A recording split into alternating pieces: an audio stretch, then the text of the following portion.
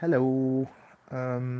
Interesting one. So this is a bit impromptu, but I'm not long woken up, so you will have to forgive. I just read a post, or I just actually saw a video by a guy called Steve. I'll have to let you guys know what his second name is, but he talked about being an empath. And many of you know that I am empathic. It's one of the greatest gifts, and often sometimes one of the most challenging aspects of being Mr. Radiant Reality. But it really, really spoke to me. And, what I found really amazing about the whole thing is that Chiron has just gone into, is just moving into Aries, and then we'll regress back into Pisces for a little bit, and then go forward um, back into Aries, and then we'll continue its journey from there. And as I understand it, it's going to be quite a long transit. And the things that really struck me about it is I left a comment saying, this is really good. This is actually what we need from a lot more men in the world, is to get that elevated vibration and understanding of emotion to a level of awareness that really allows people to express who they truly are at a core level, and really allows people to understand that what they are feeling and what somebody else is projecting at or to or on them is not, wow, hi from Greece, lovely to have you, is not what is important. What is important is the point of awareness and understanding that you're coming from an internal space. And so one of the people, commented on my comment and said, can you sort of give me a bit more of a rundown on this? And I said, sure, why not? And all this information started to come as it usually does. And so we're talking about Chiron. What is Chiron? Chiron is known as the wounded healer. Now, the thing that always strikes me about that is when people say it like, and in fact, one of my astrology tutors, and I love him to bits, he's brilliant, actually, always says, Chiron is about your wound. It is about the thing that you carry with you that is, it's a wound. It's a and I say this lightly, it's a damage of some sort that you are carrying that has created a baggage. That's the way that I feel it. Now, the thing is, it's not just about your wound. Chiron is not just about being a wounded healer. Don't get me wrong, it embodies that and it envisions that, but it's not just that. Chiron is ultimately about the salvation that you can find and provide for yourself, and the wisdom that it takes in order for you to get there. And so, what that effectively means for me personally, and it's really interesting, I'm going to go into this. Like, I was thinking about this, and this is why I thought, you know what, I'm just going to go live spontaneously and just do it. I think it's really important. And then I thought about it, and I was like, oh my god, my t-shirt, yeah. So we'll go into that. But yeah, Chiron is the wounded healer, and it will show you where your wounds are. It will show you what your wounds are. And when it transits through a house, it is highlighting the wounds that you carry within that specific house, and the energies and the likely manifestations that you are going to achieve, not achieve, that you're going to experience in order to achieve salvation of healing through self, by self, for self. And that's what this is about. This is, Chiron, I believe, actually enables us to heal ourselves. It takes away the Messiah complex. It takes away it takes away all of the, oh, I need something or someone else outside of myself to heal me. Actually, no, you don't. What you need to do is to go really far deep within yourself to find what it is that your wound actually is, how that has held you back, but more importantly, what has it taught you? That's the whole point of any astrological transit, is to teach you something. And if Chiron transit in one of your houses teaches you the lessons that you need in order to heal that wound, not only have you healed yourself and gained so much more of a vast understanding of the healing that it took. But more importantly, you've gained a vast amount of power for yourself as well. You know, you've really gained something over yourself. You've gained an ownership over yourself by being able to say, I'm not going to allow something outside to be my salvation. I'm going to be my own salvation. And therefore, it takes that dependency on something or someone else outside of self to to heal us, you know. And that for me is what Chiron is all about. So then I talked about, you know, because I've posted a comment, and then I talked about the nature of Chiron. So for me personally, again, Chiron is the centaur, right? He's half man, half horse, and that in itself is massive. Like, okay, so you've got the man, or you know, woman, because centaurs can be male or female, because you've got Ceres as well and Eris. They're both asteroids and centaurs, and they're female, so or known as female, or commonly talked about as female. So you know, the man or woman aspect of the centaur is the higher spiritual, more spiritually aligned intelligence within that being. And then you've got the and you know, and that part of you is connected to your spirit. It's your third eye. It's the part of you, like a tree, it's the branches, it's the part of you that goes outward into the universe seeking wisdom to bring back into this manifest physical reality.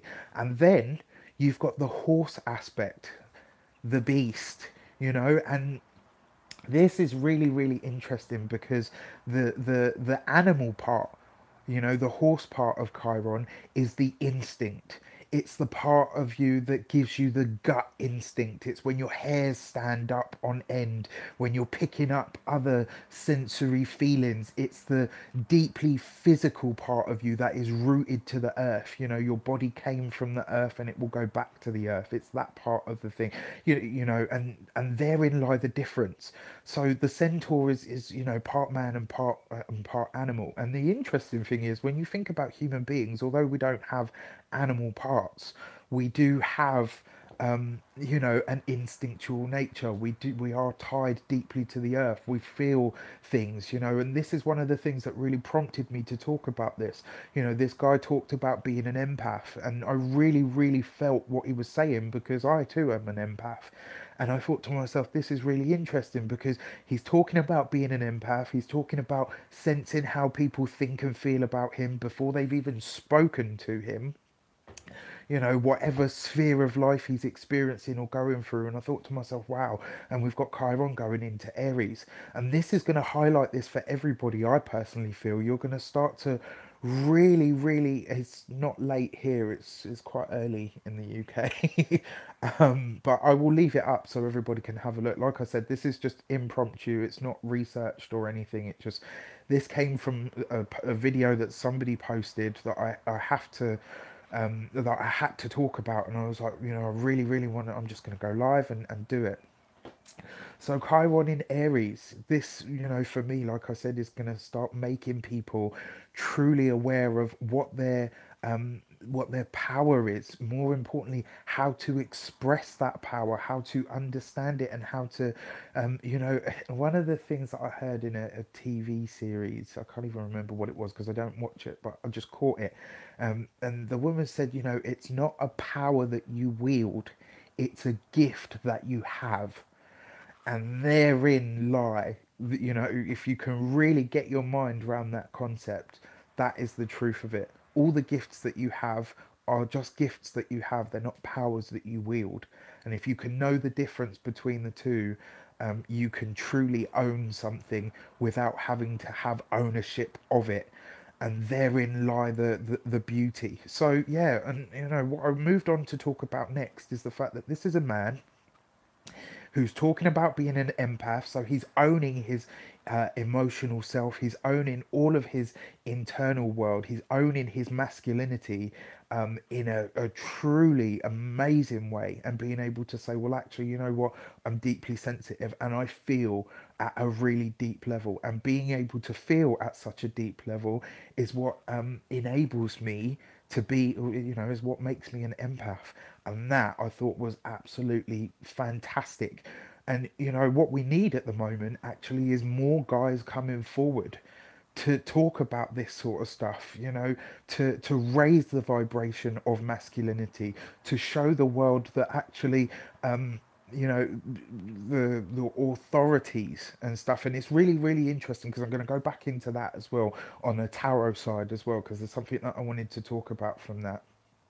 Um, what I found was really, really profound is the fact that he was, he talked about some gnarly stuff, and what he could feel, and how being around certain people, he couldn't necessarily, he found it really hard to interact with them because at a core level, he could feel that they didn't even like him. They didn't even want to give him the time of day. And when you can truly own that and say, okay, well, you know what, that's not actually me, that's you, and that's what you feel, and I need to find some way to truly own myself and recognize that my wounds are something completely different to your wounds. So I recognize, and this is the way that I'm seeing his interaction, is he's like, I own my own Chiron, I own my own wounds, and I understand what those are, and I can start to really not salvage, I can start to really patch them up, to really heal them within myself, so that my stuff doesn't react with your stuff, doesn't allow your stuff to react with my stuff. Sure, we, as human beings and instinctual and intuitive beings, we exchange billions of pieces of information just by being near each other. And 70% of communication is non-verbal. you know so that just goes to show you that actually the words that we use, if you can really tap in, if you can really get connected, it's very hard being an empath. It really is. When it's bad, when it gets really bad, it gets really bad. And I mean, I can't really go into it because I'm actually bound not to, but I recently have just had a culmination of an experience that took 5 to 6 months to culminate. And I tell you, going through all of that, knowing that there are things happening around you, but nobody has told you a word, and then when it's all over, they finally come forward and say all of what they have to tell you.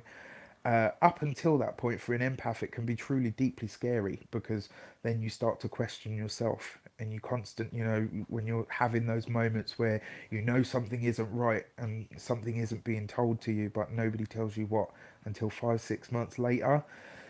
Yeah, you have moments of doubt, because you start to think, actually, is it me? Or maybe my gifts are on the fritz at the moment, and then all is revealed, and you realise, actually, no, they're not on the fritz. In fact, they've been working bloody overtime for the last 5, 6 months. And one of the reasons that big holidays are difficult for empaths, certainly for me, Christmas used to really, really get to me, because while everyone was rushing around and so happy, and they've got all these fake smiles, all I could feel underneath it was all the feelings of regret and guilt, and over what people couldn't give and what they didn't have to give. And then they start questioning themselves, and, oh, am I not a good person because I can't buy this for that person? And those are the sorts of thoughts and feelings and impressions that I would get. And I just that at a young age, probably around 19, 20, that was when I really decided, actually, what, I don't like Christmas, because it's not actually about being giving and loving and kind. Actually, what it's about is all of this, and it's really sad. It's actually really sad that people are locked up into a paradigm that they don't even believe in, that actually makes them deeply unhappy. Um, for the sake of trying to make everyone happy. And I know that probably sounds really cynical, but yeah, anyway, I'm digressing. So, yeah, you know, Chiron in Aries, raising the masculine vibration. What is Aries? Aries is all to do with the self. It's all to do with what I express and how I express it.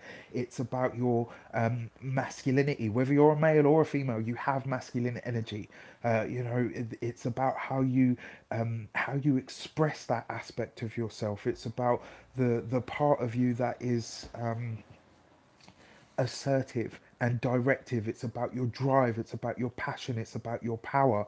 And the fact that Chiron's going into that sign, that's going into the sign of Aries, it's now going to show people, what do you believe about masculinity? What do you feel about masculinity? What do you feel about authority? And the authority of the world, the authority at even your work in your daily life. What is an authority to you? What do those authorities hold over you? How do they treat you? And how are you going to respond to that? And this is why, I don't go into it much because it creates so much of a shitstorm, and me, guys, I'm really not in for that. But this whole thing about toxic masculinity, women have experienced toxic masculinity more than anybody else on the planet. They've been told to stay in the home, they've been told to women must be at home. You must be, to be considered a good wife, you've got to be this. To be considered a lady, you've got to be that. Fuck that. These women are giving us life. They are giving us life. They bring us into the world. That is the form of a goddess. They give life. Show them respect. It's been said often, and I've said it many times, if women were in control of the banks, we'd never have had any of this financial crisis bullshit, because they're not reckless, because they understand balance and the need for longevity. Whereas, guys are we're a bit more forceful, a bit more hot and hard headed. So Chiron in Aries, like I said, I really wanted to talk about this just briefly and quickly. It's impromptu. If Chiron is in your first house, that means you're in Aries, and it's going to be giving you an understanding of where your power lies, how to express that power in a way that is beneficial for yourself and for the world. And more importantly, it's also going to be showing you where that's been taken away from you. Because don't forget, Chiron is a wound. Chiron is that wounded aspect of yourself. If you've got Chiron in the second house, this is your wounds around money, about your self worth, about your understanding of what you deserve and what you should have, and what you shouldn't. Where do your excuse me, where do your beliefs about money come from? Where do your beliefs about materials come from? If Chiron is in your third house, this is where you were silenced. This is where people told you to be quiet. This is where your viewpoint was ridiculed, where your even problems with siblings as well. Did you have problems with siblings? You might have done. If Chiron is transiting your third house, as it's about to now that it's moved in Aries, this will be highlighting that. What are your issues around siblings? For those of you that Chiron is in your fourth house, this will be you really starting to get a handle on some of the stuff in the family that people never spoke about. This will be, and for some of you, it will be a revealing as well, because don't forget, in order to heal a wound, you've got to look at it, you've got to poke at it, you need to put a salve on it, you need to really get comfortable with what works for that and what doesn't. And your fourth house is all about your roots, it's about your family, it's about your home as well. For those of you that have experienced homelessness, I have. um Fuck, man, it is not nice. And if you've experienced that and you're now having this transit when you haven't experienced that, you're going to be able to pick apart that experience and say, right, what did I learn from it, and how can I heal it going forward? I need to let the fear go, of being homeless, and what that might mean for me if I lose my home or whatever. For those of you who have Chiron going through the fifth house, this is about your joy and your pleasure, and it's about understanding where, if you were somebody that used to, or rather, if you're somebody that likes to play and You know, learn through all of that and be creative, and you know, even gamble a little. Chiron is going to show you where that works for you and where it doesn't. It's going to show you what your wounds are around that. If you have a gambling addiction and you've got Chiron going into the fifth house, this is going to ask you why you are addicted to gambling, because usually anything that you're addicted to is it's not the thing itself, it's the patch that it offers that you're addicted to. It's the thing that it allows you to escape from that you're addicted to, or the feeling of being allowed to escape. If Chiron is in your sixth house, this is about work now. This is about, you know, are you respected at work? Do you feel like you're just working for the sake of it? Are you doing a job just for the sake of it, or just for the sake of paying bills or whatnot? This is going to ask you, because you're, you know, like I said, it's about your wound. So Chiron is asking you to really familiarize yourself with what is actually important to you, and what is actually hurting you. You know, are you doing this job to punish yourself? You know that, and that's a really good question because it's asking you about your wounds. Are you doing a specific job or a line of work because you know, because you've been groomed to do that by your family, or because you're punishing yourself for some previous some perceived misdemeanor in past, you know, past experiences. If Chiron is moving into your seventh house, this is going to ask you to heal your wounds around relationships. It's going to ask you to really get clear on what your perception of relationships are, and how they have hurt you in the past, and how you may well be projecting that onto a partner or any prospective partner. You know, so like some people will be highlighting now, if Chiron's moving into your seventh house, you'll be getting that understanding of why people are like, okay, I can't date you from the offset, and then they turn and run, and it's like, oh well, nobody ever wants to settle down with me. Well, what are you projecting onto them through the pain and the hurt and the fear that you've experienced before? What is your wound in that sector? If Chiron is moving into your eighth house like it is for me, and I'm not going to even front, I'm a little bit worried because you know, the eighth house is the deep one, along with the 12th. If Chiron is going into your eighth house, this is going to ask you to look deeply at your understanding of sex and sensuality. Absolutely, it's going to ask you to really look deeply into what your wounds are around sex and sexuality. For me, my coming out story, you know, like nowadays you see it all over the place, and people are like, oh, you know, when I came out, everyone was so supportive and it was wonderful. And I'm so happy for them, but mine was a fucking shambles. It was awful. It caused a lot of hurt, a lot of pain, a lot of rifts in my family. And that's probably what I'm going to be picking apart, because the eighth house is also the house of psychology. So, you know, what psychological wounds were created when I had that experience, and how can I start to work them out now? If you were born with Chiron in Aries and it's for the first time again, Neutrina, I will get to that. That's a pretty awesome one. Ooh, ooh, ooh. So you're having your Chiron return. Well, firstly, amazing. Congratulations. I'm really, really, you know, gobsmacked for you, because that's lovely. It means that you survived, and it means that you've gone through an entire process of healing. It means that you have had effectively your, you know, all of the biggest,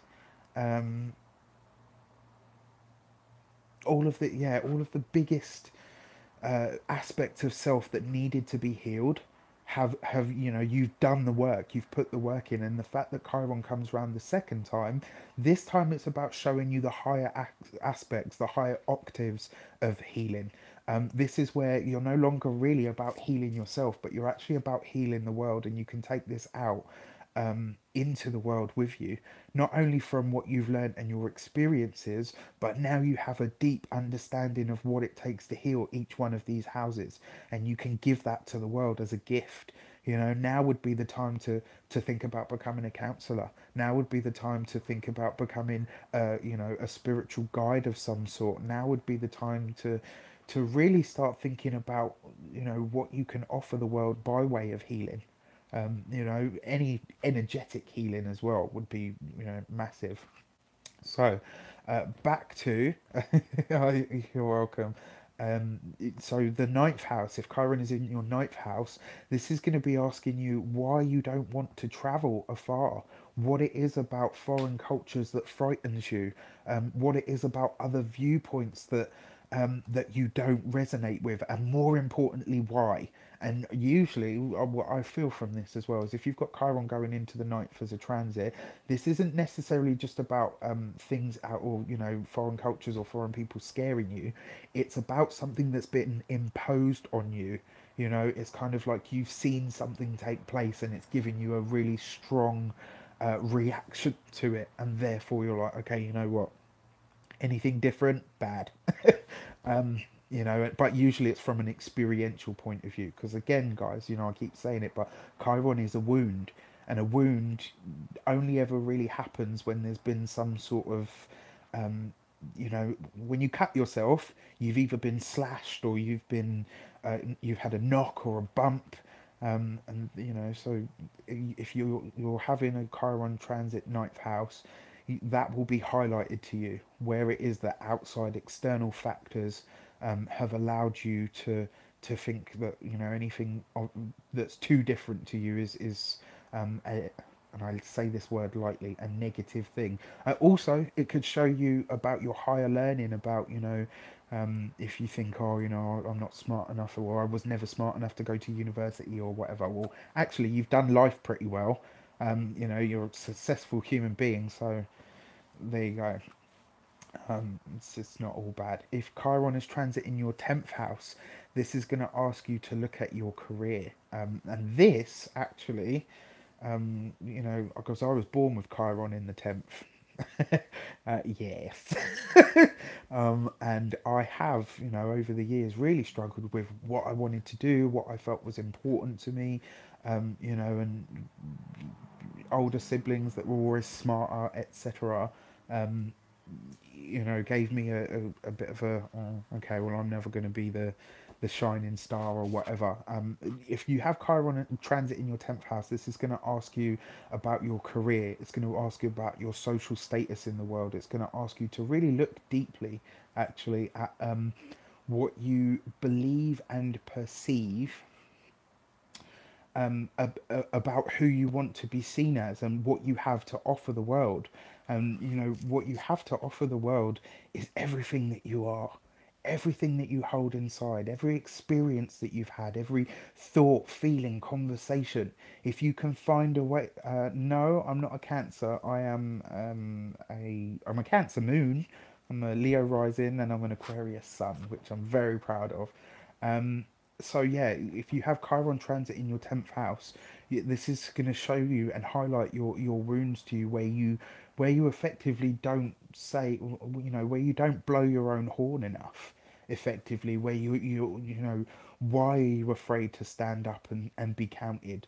Why are you holding back from, you know, or what is it that hurts you about putting yourself on the stage in some way, shape, or form? And you know, and again, usually it's because that somebody else's shadow was bigger, you know, which is, it's that experience. Chiron is transit in your 11th house. Chiron will start to show you about the groups that you have around you, about the things and the people that you associate yourself with, and more importantly, what I really feel from this one is if Chiron's transit in your 11th house, it's going to show you how being attached to or associated to specific groups have hurt you. And you know, this is for, you know, I'm going to broach this one very lightly because I know how people get, but let's say you're I don't know, well, whatever, if you're a specific type of religion and that religion is, you know, got some bad this or bad that, and you know, people see it as a certain thing, and you happen to be one of those people, that is a wound, you know, because you're being associated with something negative, even though you might be totally far removed from that and completely disagree with it. You know, that's Chiron transit in your 11th. It's going to show you how you can heal the wound of being attached to a specific group. And also because the 11th house is about your goals and your dreams and your higher visions for yourself. So if Chiron's in there, it's going to show you that it's okay to dream big. It's okay for you to have big goals and dreams and aspirations. And if you do have those big goals, dreams, and aspirations, providing you're willing to do the work on your healing, you really can excel and achieve them. If Chiron is transit in your 12th house, then it's going to really bring up what is unconscious, the deeper psychological drives of yourself, where and how you are truly connected to the world, whether you live in it or on it, and knowing the difference between the two. If Chiron is transit in your 12th house, it's going to ask you to get really, really deeply in touch with your spiritual self, your spiritual nature. And in doing so, you will truly become an ascended healer. You will truly become uh, somebody that is here not just to heal themselves but actually to heal the world. Chiron transit in your 12th is really deep, and it at points can get gnarly because you're not just dealing with your own stuff but you're also dealing with other people's as well. So yeah, really, really potent transit. And I'm glad that I think his name was, yeah, I'm glad that Steve had the guts and the courage to post that video, because it's prompted all of this. And I really think that that's, like I said, this was impromptu, no research done or anything, nothing written down. This has all just been me effectively channeling and waffling. And like I said, yeah, I think, Chiron, the wounded healer. But it's not just about the wounded healer, it's about the gifted healer. It's about the gifted healer that you become when you really embrace what your wound is and you learn what works to heal that wound and what doesn't work to heal that wound. And as for the neutrina, Chiron return, we all look to you now to show us what true healing is, what the true meaning and essence of healing is. Take that out into the world and share it with as many people as you can. Write a blog, do a video, whatever. I will watch it. And make sure you hit me up on the Radiant Reality Facebook page as well, so that I can watch it and share it and let people know. It'd be lovely to know what your experience is. I'm 33 now, so I'm just heading towards. I've still got a fair ways to go, but yeah, I'm over halfway through my Chiron cycle, and yeah, the lessons they've been difficult, but you know what? Healing by who you are and what you experience is the way forward. I truly believe that, because then when you give people knowledge and information, it's not something you read in a book, it's something you've experienced, and people can always feel that from you. That's when they know you're giving them something that's authentic. When you say to people, I know where you are or what you're going through or what you're feeling, people know when you do and when you genuinely don't. And that's what I tried to put forward in my videos. I always try to speak from my own experiences, so that when I do give information, it's either channeled from the higher source or it's from something that I've truly experienced. I might not have gone through exactly what somebody else has gone through, but I have definitely had the feeling of it. I've had the emotional experience of it, and that's what gives us our wisdom, I believe. So Chiron in Aries is going to highlight for a lot of people owning their emotions, owning who they are, owning what they're about, and having. Ooh, Faye Saunders was born with Chiron in Aries. Wow. Ooh. So this is a Chiron return for you as well, and that's a really interesting one as well, because when you think about it, like, you've gone full cycle, but you've been doing it from the day that you were born. You didn't even know that it was there. Being born with Chiron in Aries, being born with Chiron, so you've been going through that whole experience. You've, in fact, actually, for Faye Saunders, you have seen the entire cycle of what it means to experience and express masculinity, and what it is to see the negative aspects of it, but what it is to know the passion and the drive and the full projectile force of what it is to continually move forward. Because don't forget, Aries is the soldier. It's a warrior. It's somebody that becomes good at something. And if you've got Chiron in that space, this has been about showing you how to, because Chiron is the wound. So you've been the wounded warrior, actually, not just the wounded healer. You've been the wounded warrior, and it's like every time you try to fight for something, every time you try to push forward with something, there's been something, saying actually you need to fix this first. Actually, this is holding you back. So a really interesting one because it means that the fight that you have now compared to when Chiron, when you were born, it'll be interesting. I bet you're a bloody force to be reckoned with when you set your mind to something and you really plan a strategy as well. Because don't forget, Aries being a soldier, soldier's also about strategy. So this is also giving you an understanding of where your plans don't always come off, and finally learning and knowing why they don't. It's like you can see the chink in your own armor, and you're now actually able to really heal that and put the missing piece in. Um, Actually, a good example that I'm thinking of now, if you've seen the Desolation of Smaug, the Lord of the Rings, the dragon has one scale missing, and that's its only weak point. That is where you're at now, and it's understanding what that part of you was. Do you know what I mean? Like you to take in, it's like you get your dragon scale back, and you can finally put that piece in, and it's like now you're totally this force to be reckoned with and this impenetrable person. um this was really, really interesting stuff. I love astrology. And the other thing that I wanted to talk about, and this, so we've got all of this stuff going on, in the world with, gun control and military and arms and all that sort of stuff. Chiron in Aries, all of that. One of the other things is when you look at the tarot card for Aries, it's actually the Emperor. And the emperor represents institutions, it represents lawyers, it represents the police, it represents the army, it represents hospitals, it represents surgeons, all of these things, the emperor, absolutely.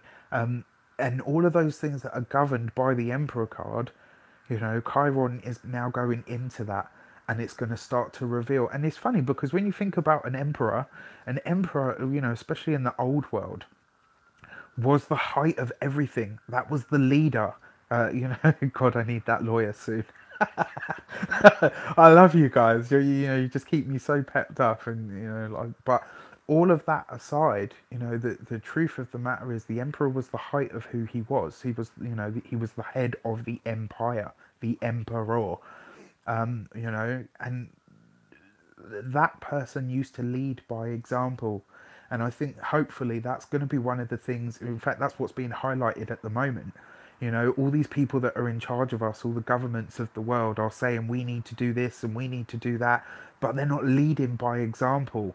They're just, doling out laws, and politicians are saying this, and this, and writing acts and doing all of this stuff. But where are you?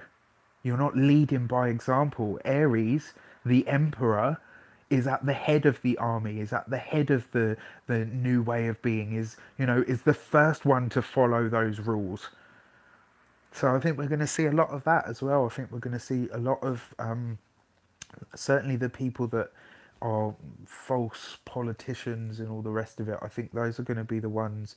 Yeah, exactly. Do as I say, not as I do. That whole mentality is really going to start to break down now, because that's where the wound is. And as a group unit consciousness, the world is starting to wake up. And with Chiron going into Aries, it's going to start to say, show us the way that you want things to be done. Don't just tell us what to do. Do what you're saying needs to be done so that we can follow your example. And I think that's going to be really, really important going forward. Anyway, I have waffled for long enough. I hope you've enjoyed this. As I said, it was completely impromptu. Have an amazing Sunday and have an amazing week ahead. I love you all very much. Thank you so much for being here and being part of my journey towards. I hope so. Towards, yeah, yeah. Don't leave. I actually have to. I've got loads of stuff that I will very soon. Bye.